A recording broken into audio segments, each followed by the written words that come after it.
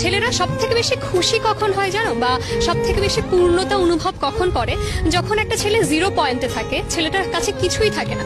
ওই মোমেন্টে যদি কোনো মেয়ে ওই ছেলেটার হাত ধরে বলে আমি ছিলাম, আমি আছি, আমি রব, তুমি শুধু এগিয়ে যাও, ছেলেরা দুনিয়ার যাকেই ঠকিয়ে থাকুক না কেন ওই মেয়েটাকে কখনো ঠকায় না।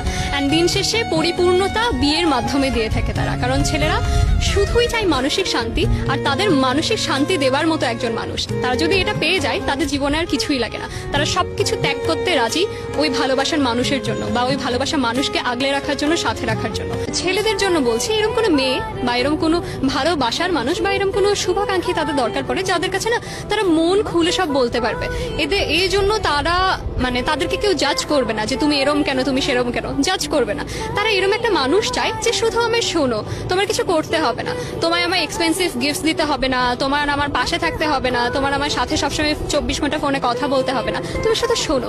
ছেলেরা শুধুই চায় যে একটা মেয়ে থাকুক এরম কেউ যে তার কথাগুলো শুনবে আর তার হাতটা শক্ত করে ধরে থাকলেই চলবে। ছেলেরা এক্সপেন্সিভ গিফট চায় না, সুন্দর সুন্দর দামি দামি উপহার চায় না, কোথাও ঘুরতে নিয়ে চলো, এখানে চলো, সেখানে চলো, এগুলো ছেলেরা একদমই চায় না।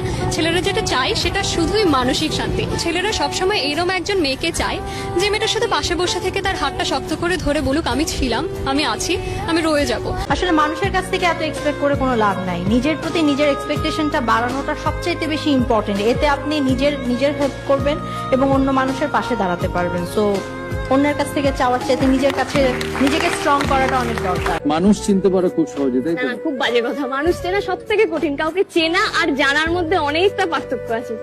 আমি কাউকে চিনি, হ্যাঁ নাম শুনেছি, চিনি ওইটুকুই, কিন্তু তাকে কি জানি না।